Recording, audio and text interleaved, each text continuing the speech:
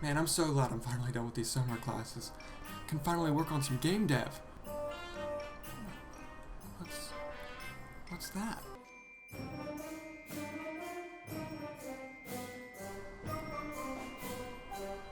Motherfuck.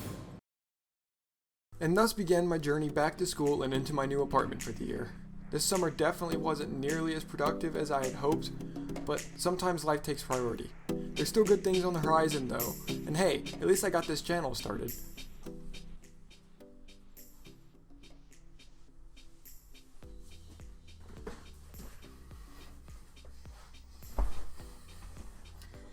Hey, what's up? So this is the new apartment for a little bit. It's gonna be good. The Poly Dungeon poster up there. I actually decided to clean my room for once. My brother seems to think that that's why everyone clicks off the video so early. I don't know. Yeah, so we're here. We're going. But enough of the intro. Let's talk some game dev, buddy. We have a lot to freaking cover because this is the video to make the things look like the good thing. Right now, when we pull up the game, it looks like, well. And Flying Tubbs had his opinion about this, and I think he's absolutely right. We've got to get rid of the plane. But I didn't want to just import us into the open world because that isn't ready yet. So I decided to take a little bit of time and make a little testing scene for the player to walk around in and interact with some objects and stuff. I didn't really know what to do, so I went online and I looked up Low Poly Arena and I found this cool looking island thing, but I didn't want to take his, so I decided I'd make my own. To do this, I booted up Blender, took a plane, cut around all the edges that I didn't want. After that, I used a sculpting tool to smooth out the island and make it look more like an island. And then I took a bunch of rocks and I used a hair follicle system, painted them around the vertices around the island. Then I just had to take rocks one by one and reorganize them to make the island actually look decent. I knew this wasn't going to be enough though, so I decided to use one of my current assets for the open world and convert it into a coliseum. This coliseum can be used to fight people and show off mobs, and also just test a combat system. Eventually I started to get it looking more like a coliseum. Between you and me, it's not actually a perfect octagon, but no one else needs to know that. Added a couple extra fancy details, imported it into Unity, and bam, we've got an updated testing area. Unfortunately, there's not really any point in adding a fancy coliseum if the combat system looks like this.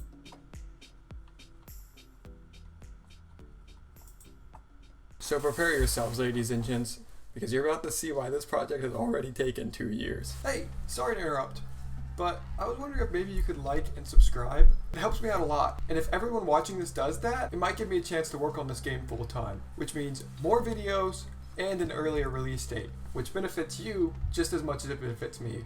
Anyways, that's all. Now back to the video. I mentioned in my last devlog on Presto was with Drew being able to code and figure out this stuff despite not knowing anything about video game coding because he's done mostly traditional software development before this. And I think because of this unorthodox style versus what most people would have done, it's been really hard to find compatible tutorials and pre-made code to add without reworking the entire game. I actually kind of appreciate this because it's really forced me to learn and understand what I'm doing. There's a classic programmer joke about finding code online, copy and pasting it into your game without understanding it or doing it yourself. But since I think people like me who are relatively new to coding, this creates the issue of what if someone hasn't written out a solution before, or the solution they find online uses a completely different system than they currently have. A lot of new indie developers don't want to do the dirty work of figuring out and learning code for themselves. They might understand it a little, but I definitely know from browsing the interwebs that there's a lot of people who ask for solutions to simple issues, and they use a ton of pre-made assets, scripts, and just throw something together, and it doesn't really make for an original game. It really limits what they can do and often leaves the final product janky because the scripts weren't originally supposed to be used, or they couldn't find something that exactly matches what they want, but they found something pretty close, so they just settle for that. Hits it though. Who knows though, maybe all this pocket sand coding that I've been doing will come back to bite me in the butt and will be a complete crapple to optimize. I'm trying to figure out what kind of combat system I want to do. I've been studying a lot of games, and there's been two that really stand out: Legend of Zelda and Dark Souls. Particularly Ocarina of Time and the first Dark Souls because those have the most simple systems. Probably the biggest component behind the combat in these games is something called Z-targeting, and man did I have fun trying to recreate that. This is absolutely essential to a 3D hack and slash. See, before 3D games, when games were solely in 2D space, it was pretty easy to hit your enemies. There was only 4 spots that the target you wanted to beat up was: left, right, above, below. It's easy to face your character towards it and pretty easy to hit that button. But when the game starts to add a third dimension, people suddenly realized, how how do I hit it? It's up there. So the geniuses over at Nintendo were like, nah fam, I got you. And they made Ocarina of Time, which has Z-targeting. Z-targeting basically changes the camera and the player to always be facing the enemy, which sets a basis for every 3D sword game to come after it. My problem was, if you look up how to create a Z-targeting system in Unity, you get a lot of different complicated ways on how to do this that don't really take into account that the viewer's camera system might be slightly different than the tutorials. Some of the better examples use Cinema Machine, which is Unity's built-in camera system. However, Drew created our camera system from scratch, and we never used Cinema Machine. And because the camera is very strongly linked to the main player's script, it would be very annoying to go back and try and remove all these components and add in Cinema Machine. Trust me, I tried. So I had to figure out my own solution. Even though a lot of these tutorials were hard to follow, I was able to pick through them and find the common denominator. They all used a function called look at. Now this video makes it look very simple, almost as if I figured it out right away. But when I say I took too long on it, I mean I took between 4 and 6 months. I don't really remember, it's kind of a blur.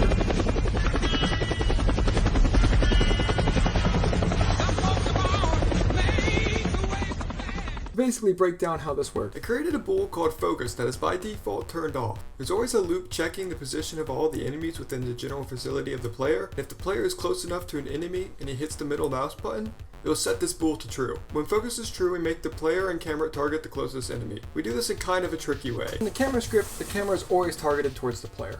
However, separately, in the player script, we set the player's rotation to always face the enemy. And since the camera follows where the player is looking, and the player is always facing the enemy, by default the camera is now also looking at the enemy. I also used an Euler quaternion to make the player model always look in the same direction, which normally follows the camera. Otherwise, it would just look kind of interesting. Then, we create a slurp between the target and the new Euler times the potential offset with a speed of 5. After making some new animations for when he walks left or right, that pretty much finishes up my version of the Z targeting system. But as hard as that was, that really only scratches the surface of our problems. In fact, we have a much bigger issue on our hands: combat. Now that we actually have a way to focus on the target and make it easier to do battle with the enemy, we have to actually make fighting fun. There's no combos, no special moves, no parrying, no blocking, nothing. It's just a simple swing and hit system, which obviously is not that satisfying or fun. The last thing that Drew actually helped with was a simple 2-swing sword combo, and this is actually really smooth looking.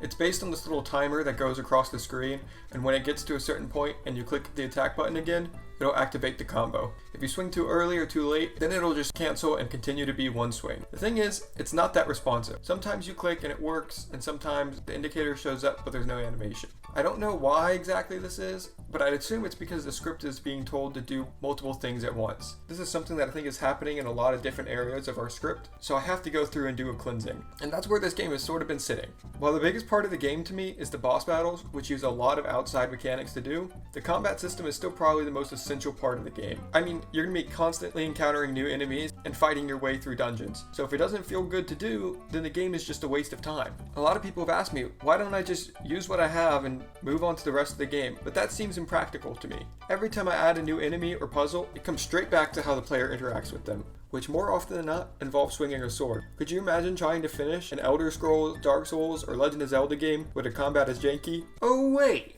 we already had that! And guess what?